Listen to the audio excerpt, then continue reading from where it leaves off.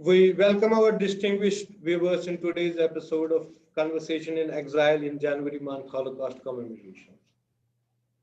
Genocide in all phases of recorded history has stayed as one towering reason inflicting misery, pain, and death upon mankind. When we talk about genocide, Jewish or Armenian Holocaust immediately captures our imagination. However, ironically, back home in India, we are sitting on the worst genocide ever witnessed by recorded history. Yes, we are talking about genocide of aboriginals of India called Hindus. According to raw estimates, the figure of those consumed in this genocide stand at nearly 800 million and counting. Imagine entire aboriginal Hindu population was wiped out of Kashmir Valley in merely 700 years. Trivializing and denial have become the hallmark of Hindu behavior, and even a debate on this subject is fraught with consequences and allegations of disturbing communal harmony. Shouting truth will not hide or end it. Similarly, genocide denied replicates it, as we see happening in scores of places in India today. To discuss this burning humanitarian issue, consigned to farcical notions by so-called champions of communal harmony, we have a visionary author and speaker who does not mince any words in discussing it. Shri Sanjay Dikshit ji, we're honored to have you on this program. Sanjay Dikshit ji is a senior IAS officer Thank of you. Rajasthan cadre and former secretary of the Rajasthan Cricket Association.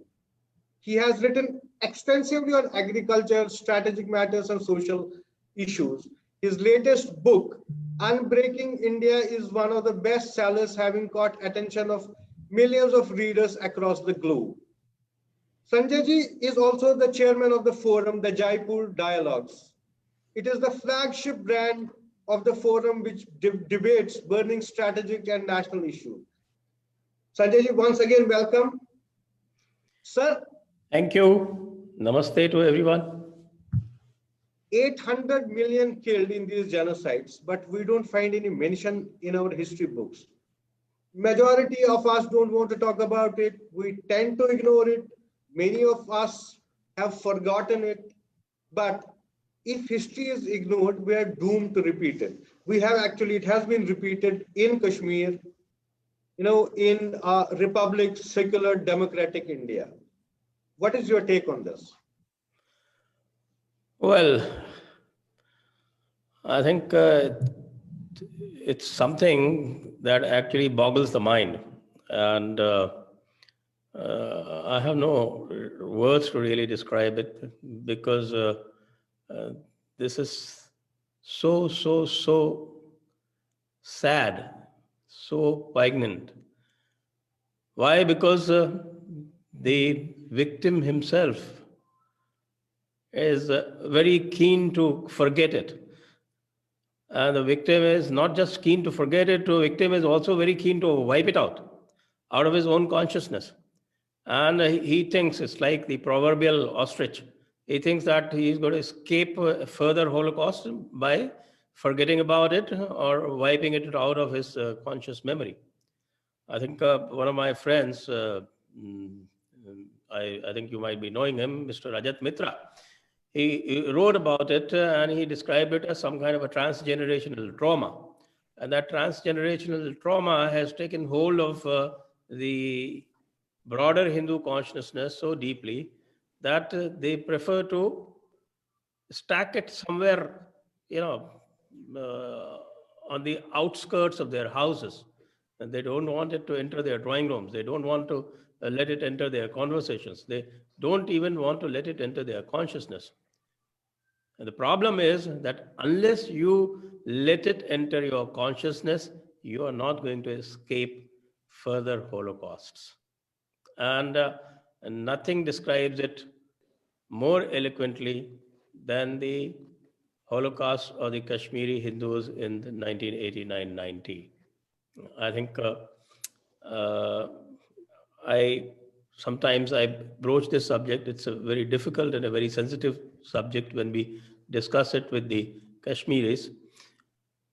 But I think that the elites among them, and elites, I mean, you had the elite of the elite, the prime minister himself, who actually prided himself on his Kashmiri ancestry, and he put Pandit as a prefix to his name, even though he had absolutely zero trappings of having anything to do with the Hindu consciousness. And even then, he put that as a mark of pride in his own ancestry. But his actions were the classical, what I would call the classical action of the person who wanted to keep all the memories of his ancestry, all the memories of his pedigree, all the memories of his civilization away. And he was, I think, it's a very classical example of a person who wanted to keep all the memories, all the civilization, everything stacked in his outhouse. He would not let it enter his drawing room or his bedroom, because his bedroom and drawing room was suffused with things like glimpses of world history and discovery of India. And those are the reasons that the whole civilization, it should have been known, because I've described it in my book. If you saw how the Muslim elements of the Maharaja's army ditched him, I mean, each and every occasion, whether it was during the Poonch rebellion, whether it was during the raid on the valley, or whether it was during the Gilgit crisis, everywhere the Muslim elements ditched him. And even then, the people thought after the Sheikh Abdullah had very benignly been given the charge of Jammu and Kashmir, and everybody thought that, okay, everything is going to be hunky-dory after that. But they forgot to take lessons from their civilization. They forgot to take the lessons from their history. And when you do not take lessons from your history, then the history repeats itself. That's what happened. So you rightly said that such a huge Holocaust, but it does not bother the globe. It does not even bother the Hindu. And who is more responsible for it? Of course, we are the ones who are responsible for it. That is why I made some small attempt in writing this book, where I have tried to bring it all and put it between two covers, so that if people want to refer to it, they can refer to it. And they can see that the tragedy of partition, the tragedy of the seventh exodus of the Kashmiris, what is going to happen in Kerala very soon, and they are also afflicted by that same disease of secularitis that I could see. In fact, I happened to meet a lot of Kashmiris in the 70s and 80s, and they all used to swear by their secularism. Of course, they used to swear by their secularism. Their neighbors, I don't think, had any inkling of what secularism meant. And for them, secularism only meant that they could assert themselves over the Hindu majority, and that's what happening today. Even today, this guy, this Siddiqui guy in Kashmir, he's floated a front. It's Furfura Sharif is this fulcrum of that party, and he calls it Indian Secular Front. Just imagine, it's exactly like the wolf painting himself in sheep's colors and saying that, okay, and Bengal is the same place where we know what happened to Jogendranath Mandal. When these people, OSC-like people, they go around saying that, okay, they want to forge a front of the Muslims and Dalits, as if Muslims are the oppressed. And the Muslims have been the oppressors for the last 100 years, yeah. And now they want to act as minority. In fact, yesterday only I made a tweet and I said, okay, the history of India is like this, that you had 700 years of invaders, then you had about 200 years of colonizers. And invaders took away a portion of our territory. And the colonizers, they installed their puppet government and went away. And both of them are now playing victim, saying we are minorities. And they not only claim, but they get privileges, and not just get privileges, they also get a clean chit. So that's the greatest irony of our so-called independent India. That's how I would like to put it. Sir, in your book, Unbreaking India, you said Pakistan is not a territory. Pakistan is an idea that fundamentally dictates that Muslims cannot live together with non-believers in general and Murti worshippers in particular. But we believe that Pakistan is a mere milestone and not the goal in the concept of Ghazwa Hind. How far do you agree with this? You see, when I say that Pakistan is an idea, then I take it from all the narratives that I have actually traced in the book. If you look at the narrative that started right from the time of the Khilafat movement, and that was the greatest mistake of our national leadership, because that was the time, you see, in 1905, when the Bengal partition was undone. The Bengal partition was not undone because of what is called the great non-violent spirit. Bengal partition was undone because of our martial spirit, our Shatra or our Kshatriya spirit. That Kshatriya spirit was responsible for the British going back on the partition of Bengal, even though the Muslim elements in Bengal, particularly, so the leader was the Nawab of Dhaka, who was also a founder member of the Muslim League. The Nawab of Dhaka was the person who was the biggest beneficiary of that partition of Bengal. And one reason why till today the Muslim clergy does not like the Vande Mataram slogan is because that was the rallying cry of that anti-Bengal partition movement. And if you have heard Sri Aurobindo and his Uttar Pada speech, I think it's 1908 or 1909, then you would know exactly how that particular movement was informed. And that was the way to go. But then that was that got completely overturned by the national leadership, going into the hands of Mahatma Gandhi. Of course, Mahatma Gandhi, otherwise a great man, but he made such a terrible mistake by legitimizing this fundamentalist Muslim clergy, which had been actually been delegitimized by the anti-Bengal partition movement. He resurrected it. And not only he resurrected it, he gave it so much of legitimacy that they took it upon themselves even to go and massacre the Hindus as they did in Kerala during the Mopalla riots.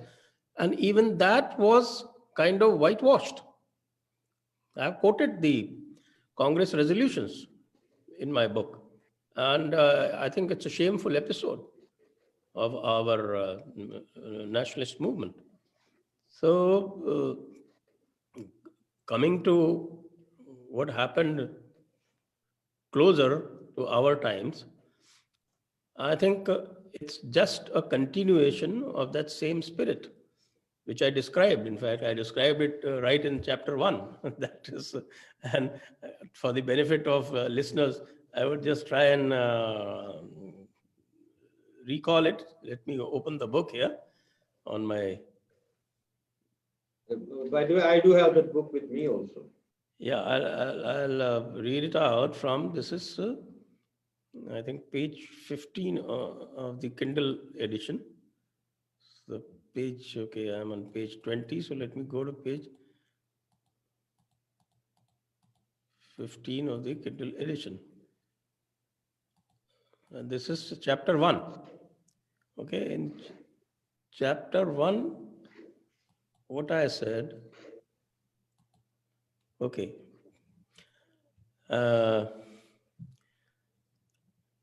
This I have quoted Sitaram Goel in his book, Muslim Separatism, Causes and Consequences. And this sums up everything, actually. You can keep reflecting on this pithy paragraph, and you can trace all our problems to this. So let me recall this, because I think this is very, very important. And this actually, Sitaram Goel is quoting H.V. Seshadri. He says, to start with, we want to take up what we consider to be its most important contribution, namely the unraveling of two behavior patterns, Muslim and national. It is Muslim behavior pattern and national behavior pattern, which collaborated closely for years and precipitated partition in the final round. Now, please pay attention. The Muslim behavior pattern was characterized by acrimony, accusations, complaints, okay, mostly imaginary complaints, demands, usually absurd demands, denunciations, and street riots. This was the Muslim behavior pattern prior to partition. Now you look at it today and you tell me whether it has changed. No, nothing has changed actually. Nothing has changed. Nothing. And what was the national behavior then? The national behavior pattern, on the other hand, was characterized by acquiescence, assent, cajolery, concessions, cowardice, self-reproach, and surrender. Now you got to tell me whether this has also changed. And even this is not changed much. Of course, I think we have some kind of a course correction starting 2015, but when it comes to the narrative, as far as the narrative is concerned and counter narrative is concerned, there isn't much effort on the part of the national leadership to correct that narrative. There isn't really an assertion of the Hindus being victimized over almost a millennium. So this is actually a description of what is happening. Exactly. I also suggested how to correct it, but that's all there in the book. I think you've read it, so you should be able to relate to it. So, when we're talking about, the last, the latest genocide, that is of Kashmiri Hindus in Kashmir, it was the seventh exodus. In 700 years, seventh exodus. That means after every 100 years, one, genocide happened, and then thereafter the exoduses. 21 generations of Kashmiri Hindus have suffered. And the last one was obviously under, the democratic system, which is the state which is governed by Constitution of India, which enshrines it in itself the ideals of liberty, freedom, equality. So don't you think that something needs to be done actually to stop this genocidal process? Actually, I would differ slightly with you. You say the seventh exodus happened in the independent India. The sixth exodus also happened in the independent India. Independent, yes. I was referring to the latest one. And the fifth exodus, post 1931, happened when there was a Hindu king. It was the fifth exodus is actually 1931, after the Srinagar riots. And at that time, the Dogra king was there ruling. And even then it happened. So you do not blame that particular ideology, which is an expansionist ideology. We know that Islam is an expansionist ideology and it seeks to conquer the entire world. So it is their ideology. The problem is with us that we do not recognize it, and we actually, even if it is staring us in face, we are in denial. And when you had the chances, when you had the Sikh rule and you had the Dogra rule, and you could have reverted a part of the damage that was done, of course it was all forced conversion, but we know that we did not do it. That also, I think, betrays some sort of what is called a sense of foresight, actually a lack of foresight. And ultimately, we have seen what has come.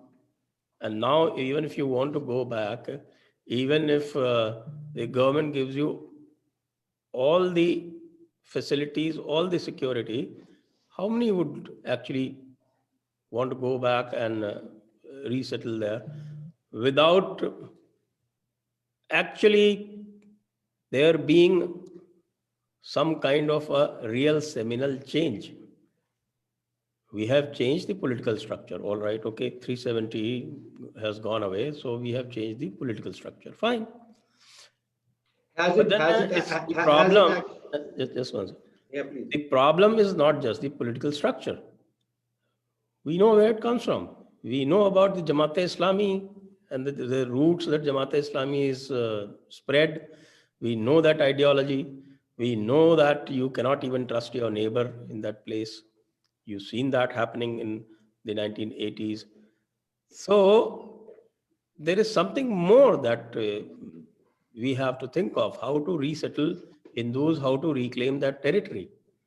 And I think when it comes to that, I would actually make bold to mention the Jews who did not forget their land from where they were evicted for a good 1,000 years and always kept making those plans to go back. And finally, they have gone back, and because of the systems that they adopted, because of the militarization that they did in the last 100 years or so, they are now so powerful that all those enemies, they are now actually running head over heels to make friends with them. I think that's the kind of civilizational strategy that we need to make. And not just in Kashmir. Kashmir is only an example. You have to do this all over the place. As somebody said, there are almost 500 Pakistans.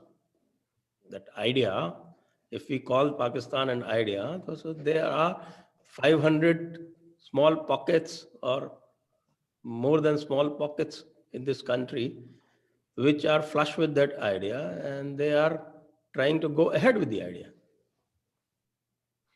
When we're talking about, about resettlement, Panun Kashmir proposes, actually has been contesting this all along post this exodus, to carve out geopolitical foothold in Kashmir. So, unless we create a geopolitical foothold in the hinterland, reversal is not possible. Retrieval of Kashmir is not possible. And also with that, we have to strengthen the Shivalik players, that is the Jammu area. But somehow, Government of India is not yet ready to do so. What's your opinion about creation of a geopolitical foothold in Kashmir? We call it Panun Kashmir. You see, it sounds like a good idea, but I don't know how it's going to be executed. If you want to create a geopolitical foothold in Kashmir, the problem is that to support even the Indian army and to support the Indian administration, there's hardly any local population left. How do you reclaim that space?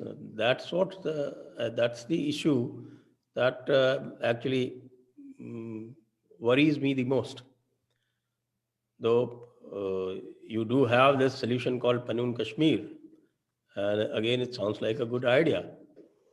You'll probably, even if you say you're given a 200 square kilometer territory to set up your own enclave or whatever, or even a union territory. But look at the geographical difficulties. On all sides, I mean, on the south of Pir Panjal, and wherever you set up this territory all around, even if you say, North and east of River Jhelum. sorry, east of?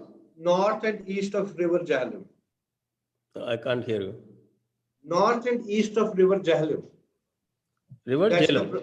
That's the proposed area. North and east of River Jhelum. That is actually the area, which it comes in between the Pir Panjal range, Doda, Rajouri, and Poonch also. So that the idea of Greater Kashmir also gets restricted. Yes. If Panun Kashmir is created. I was coming to that, because even that, what will happen is that even south of Pir Panjal, even if you see the routes of ingress from Jammu to Kashmir, let's look at the geography. Doda is majority Muslim. Banihal is majority Muslim. And even if you take the Mughal route, Poonch is majority Muslim. So even this territory is going to be surrounded on all sides by people who do think or who do believe in the Islamic expansionist ideology. There is a reason, and I've asked this question in my work, okay, that even if we feel that Kashmir was an issue for the people of J&K, but why is it that the Muslims in the rest of India were supporting Article 370 and opposing the abrogation of Article 370? That is the deep psychological problem. That is the deep psychology that supports everywhere a Sharia land, because Kashmir had become de facto Nizam-e-Mustafa. And even if they are part and parcel of, and they are citizens of the independent Republic of India, they would still support a Sharia land anywhere in the world. So these geographical problems, these logistical problems, I think these are the problems that need to be thought through. After all, if you suppose you get a 100 square kilometer, 200 square kilometer territory adjoining Pir Panjal, how will you secure it? Because Kashmiri Hindus as a community are a peace-loving community. They are not a martial community at all. They are into knowledge, and their pedigree and their hallmark has been pursuit and quest of knowledge. And that's how they are known all over the world. But I am afraid that any such solution requires a militarized society, like the Jews did. The Jews militarized. Ultimately, they were also trading classes. They were also a knowledge society. But then they, I think somewhere towards the end of the 19th century, after their persecution in France, they decided that they needed to militarize. And even though they were a minuscule society, they did militarize, and then they made out strategies which ultimately made them reclaim their territory after a gap of 1,000 years. It's not impossible, but it's difficult, and we need to think through all the strategies and tactics that need to be used. You see, when we are talking about this geopolitical foothold upon Kashmir, state has to play an important role in that. Why we say that it is important, not only for Kashmiri Hindus, but for India itself. Kashmir is the fountainhead of knowledge, of Sanskritization of entire India. Ghazwa-e-Hind, in our opinion, is not about conquering or converting entire India. They just want to actually Islamize Himalayas. Once they Islamize Himalayas, Ghazwa-e-Hind will be complete, because the folklore emanates from Himalayas. That is the primary objective, which has always been an objective, but somehow they could not do that. By creating this foothold, I think, in my opinion, there are two steps that government of India should take, or we propose, and I would like to know your thoughts about that also. Firstly, they have recognized the incident of while imposing ban on JKLF, that it was they were involved in genocide of Hindus of Kashmir, and that is what actually allowed to help them. They actually managed purging of Kashmiri Hindus out of Kashmir. Once the government has recognized genocide, obviously second step was that they should have bring about a genocide act. It's not only for Kashmir Hindus of Kashmir, but it is the moral obligation, legal obligation, contractual obligation on state of India to bring in Genocide Punishment and Prevention Act. Because when they signed the convention in 1948, Article 5 binds them. It's an obligation of the state. They are not doing anything in that pretext. That would be the first step. Once this genocide is actually recognized and such a law comes, then this second step of carving out a geopolitical foothold becomes a reality. What's your take on the bill and about then this carving out of? In principle, it's fine. But my issue is that even the narrative of genocide is not yet well established in the general Indian society. If you look at the overall Indian society in the national context, the overall national context, that narrative of genocide is not fully established. That's an unfortunate reality. Okay, I and you and a lot of other people, we keep talking about it's only last 2 3 years that people have started talking about it. People have started observing the Exodus Day, the seventh Exodus Day. People have started coming to know about the realities of Kashmir. Uh, that has started happening on the last 2 3 years. And any bill that you want to bring, and you want to establish that also with a objective to have a geopolitical foothold, you need to back it up with a narrative. So I think what we are doing is actually first establishing the narrative. To expect any government to move on something on which it doesn't have a narrative, you see, the governments work very differently. They would like to go on the shoulders of an established narrative or shoulders of an established demand. That established demand and established demand is there, but demand is there from only from Kashmiri Hindus and maybe some other parts of Hindus who have lately become alive to this issue.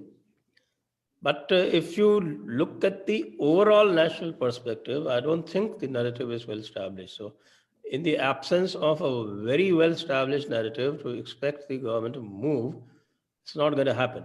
Let me be very frank with you.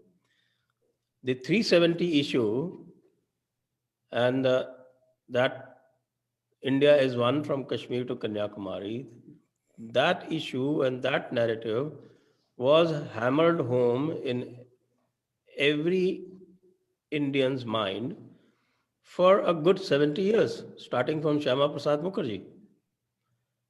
So I think let's not put the cart before the horse. I understand this is very important. That in principle, I said I agree fully.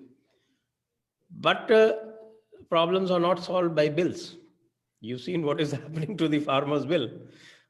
And you saw the kind of opposition that happened to the CAA, in spite of that being actually a continuation of the Liaquat Nehru Act. In fact, an obligation under the Liaquat Nehru Act. And that's what I have said in my book, that it is actually an obligation under the Liaquat Nehru Pact. And the Liaquat Nehru Pact is still on this statute. Even then, you saw that people who had been holding the secular narrative were able to misguide everybody. So I would say, let's not put the cart before the horse. Let's work. Let's put say 3 to 5 year perspective in which we work very hard, both nationally and internationally, and establish this fact of genocide in every Indian's mind, one, and also in significant sections of the international audience.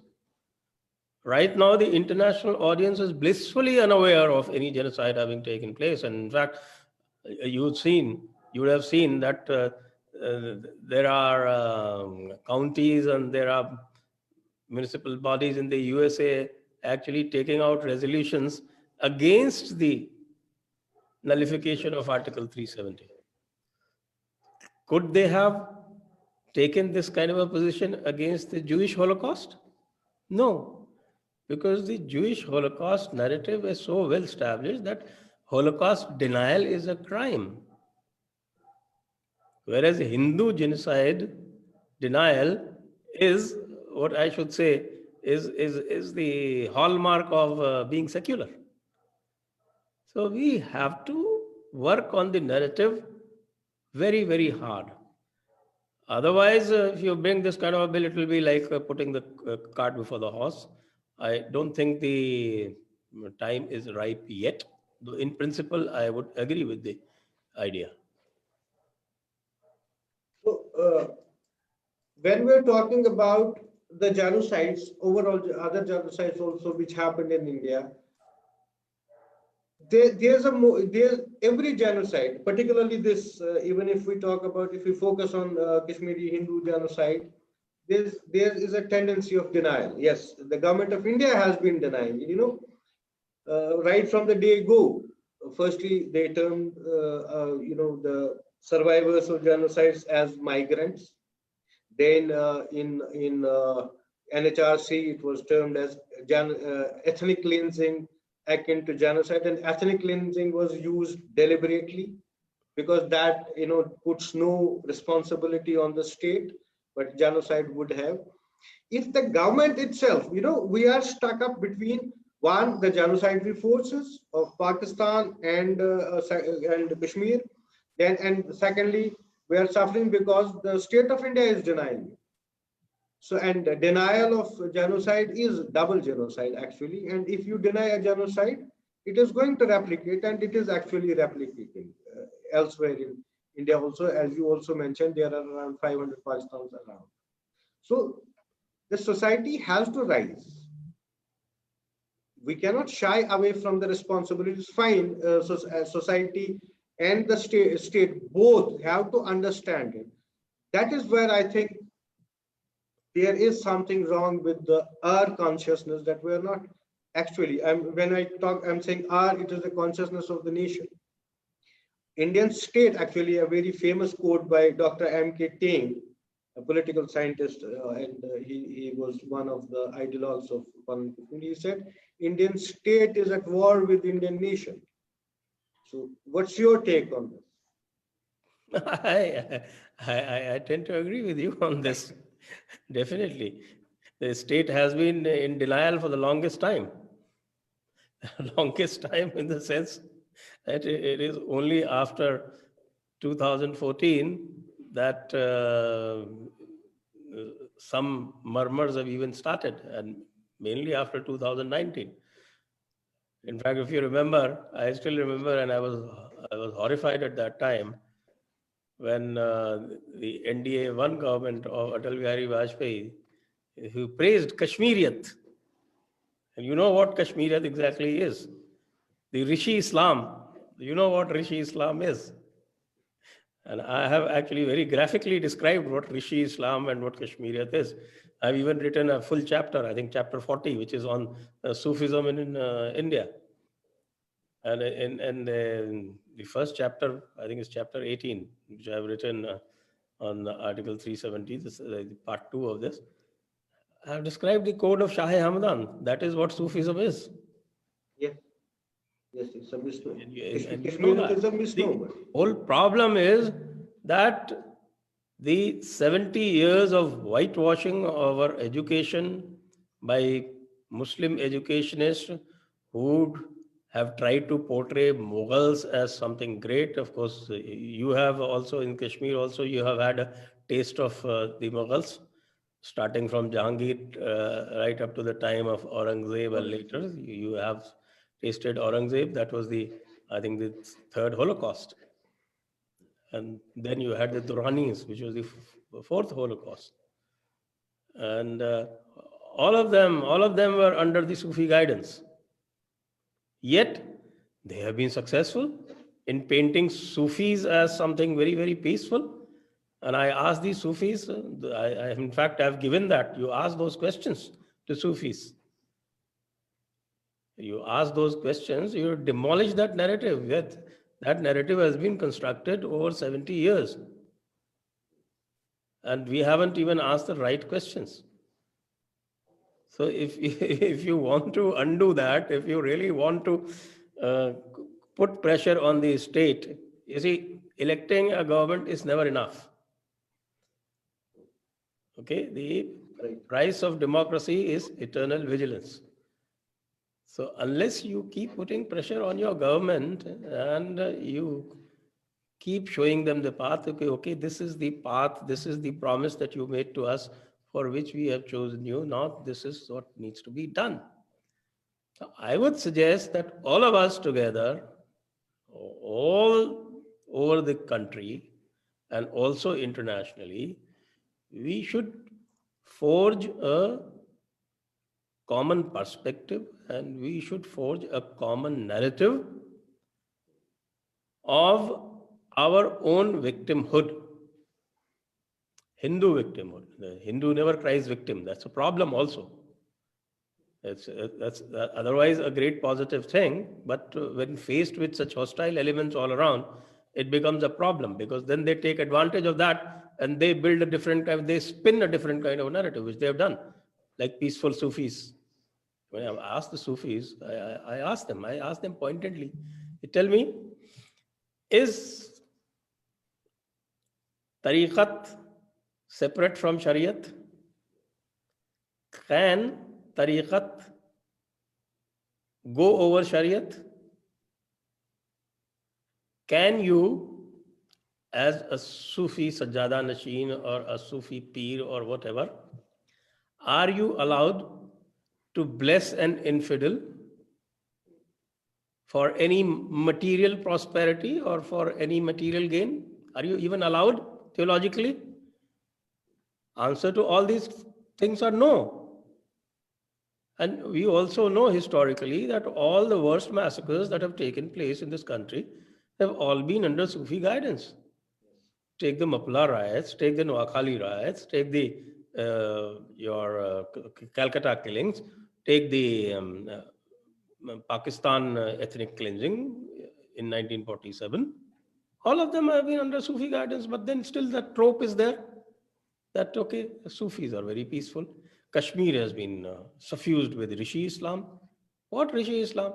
The Code of Umar, other than mainland India, where of course all these alim ulama were there, but specifically Code of Umar, the Pact of Umar, Umar ka Sulhnama jisko bolte hain, that Umar ka Sulhnama was actually articulated in so many words for the first time in Kashmir by a Sufi, Kubrawi. After that, that Nur Bakhshia came. So from both from Sunni side, from Shia side, the Kashmiris have had it. But Rishi Islam. That's why I keep stressing narrative first, narrative first, narrative first. You build the narrative strongly enough, the government will also come under pressure. Otherwise, you can keep holding seminars and keep demanding genocidal bills, nothing will happen. I've spent 35 years in government and I know how governments function. How ironical and unfortunate that our invaders and genocides of yesteryear are our minorities of today, reaping the benefits and protection of state. How do you see this? I have described this in my book. And this is one of the funniest things that has happened. And as I said right in the beginning, that okay, those people who were invaders, they took away a part of the country, and still they are minorities and enjoying privileges and claiming victimhood. That is the success of their narrative building. What else is this? So, if nothing else, learn from them how to build fake narratives. And we are not even talking about fake narratives, we are talking about building real narratives. Yeah. And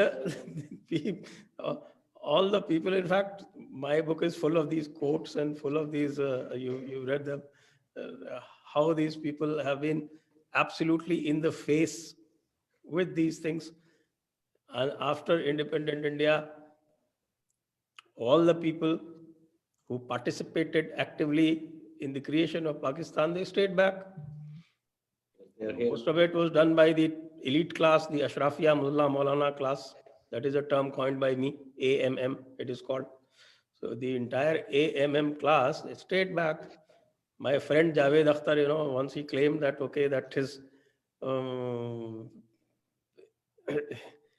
his ancestors had been shedding blood. So I brought it out, the entire history of his Mujahideen, his Mujahid grandfather of his grandfather, the great Mujahid.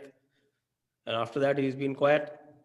Similarly, all these people, Kafi Azmi, I've given names, Kafi Azmi, Majaz Lakhnawi, and even somebody like, he was a traitor, that Sajjad Zahir. He was a traitor to the Indian cause. He ran the Muslim League campaign on behalf of the CPI in Punjab in order to ensure that Muslim League won enough number of seats to stake its claim over Punjab. And that guy actually migrated to Punjab, and there he tried to install a communist government, was arrested under Rawalpindi conspiracy. And the great Kashmiri Pandit calls him back and installs him here as a secular. Kafi Azmi becomes secular. Majaz Lakhnavi becomes secular. Javed Akhtar's father, grandfather, Mustar Khairabadi and what's his name, Jaz Nisar Akhtar and all that, and they all become secular. All the secular, they go and join Communist Party and Congress Party. All the Muslim nationalists who were there in Congress, they all got sidelined. All the people who were struggling for a united India, all the people who were thrown out of Pakistan and came here as refugees, overnight they became communal, and all the people who had participated in the creation of Pakistan, they became secular. This is what happened, and this was done by what is called a Kashmiri Pandit. When I say that, a lot of Kashmiri Pandits take offense. I mean, who is responsible for this? Pandit Nehru, Kailashnath Katju, after that P.N. Haksar, D.P. Dhar, all the Kashmiri elites, they sold this fake narrative of secularism, and ultimately it resulted in that genocide of 1989-90. Have you heard of? I'll tell you this. This is my experienced, and this is my also my, I should say, distilled experience of 35 years in government service. Whichever community in India and in its relations with Muslims as well as Christians. I'm taking Christians also, because the Christians here are not the liberated Christians of the West, who have given up on their faith. Whoever leaves his dharmic moorings and becomes secular is bound to be swamped sooner or later. Have you heard of a great sage? Just to add that, but yeah, please. Whoever, when I say whoever, basically most of the communities are guided by their elites. And when I am saying whoever, basically the elites, because I would say even in case of Kashmiri Pandits, it's the elites that betrayed the larger masses, because larger masses had never given up on their dharma as such. But the elites became secular. And when the elites became secular and over secular, and they completely led their people to the garden path. That's what happened. जो मैं बात कर रहा था आपने, there's a great sage Abhinav Gupta. Have you heard of him? Yes. Abhinav Gupta is there in my book. Yes. His father moved to Kashmir, isn't it? Sorry? His father moved to Kashmir and he became a Kashmiri. Jawaharlal Nehru's great grandfather moved to UP, but he still is a Kashmiri. Oh, isn't it something unusual? No, that great man, he says that I am Hindu only by accident. Yeah. And yet he puts a Pandit. जब हम बात ये कर रहे हैं, हम ये कह रहे हैं. I have a lot to say about Jawaharlal Nehru. I have even run a series in Jaipur Dialogues. It is called Blunder Boy Nehru. So I have no love lost for him. So whenever you talk of Nehru, my other feelings start coming out. हमारा सिर्फ ये, what I am trying to say is that Abhinav Gupta जी के एक ही generation में वो कश्मीरी हो गए by moving to Kashmir, right? He was from mid heartland of India, UP से. तो how come कि अभी जवाहरलाल के great grandfather shift UP हो गए, वो तब भी कश्मीरी ही है, and we are bearing the brand. Why not a UPI? Yes, if it's a conundrum. Abhinav Gupta in one generation is a Kashmiri, he has been there for 3 generations. आप भले कोशिश कर रहे हैं उनको डिजोन करने की, उन्होंने आपको डिजोन नहीं किया. I'm of the firm belief. You know, I have different opinion about Jawaharlal Nehru. जो general masses में उसके बारे में जो उनके बारे में जो उनका कहा जा रहा है कि the wrongs which he committed, the greatest wrong which he did was to the Kashmiri Pandit community. It is he who sent, when Kashmiri leaders met him in 1947, it is he who said, Relu Cheluvia Gelu, either convert or join or leave. It came from the great son of UP. Yes. The whole problem was because of his love for Sheikh Abdullah. His unbounded love for Sheikh Abdullah has created the mess and created this secular government and actually concession to the two-nation theory. It's Article 370. Article 370 was extension of. Is a concession or a recognition of two-nation theory, which officially the Congress denies. But in practice, they have practiced this two-nation theory everywhere, not just in Kashmir. Their entire politics is based on this two-nation theory. Their entire politics is based on the recognition of the Muslims as the other, as a separate nation. Actually, Article 370 created a caliphate in Kashmir. And all of them pander to this Ashraf Mullah Maulana class. And I've been warning the BJP leaders also, okay, look, this pandering to AMM class is not going to help. If you're going to get only Sayyids and Sheikhs and all your plum minorities commission postings and your what is called your cabinet and everywhere, they will sell you again and again and again and again. You have to understand the character of this AMM class. This AMM class is only for expansion of Islam and nothing else, and everything else is what? It's just a front. It's just a what is called a masquerade. So they'll wear this mask and then they'll sell you off to the nearest bidder. Thank you so much, Sanjay ji. It was a pleasure talking to you, and I thank all my viewers. Till we meet again tomorrow with yet another episode of Conversations in Exile. Namaskar. Namaste.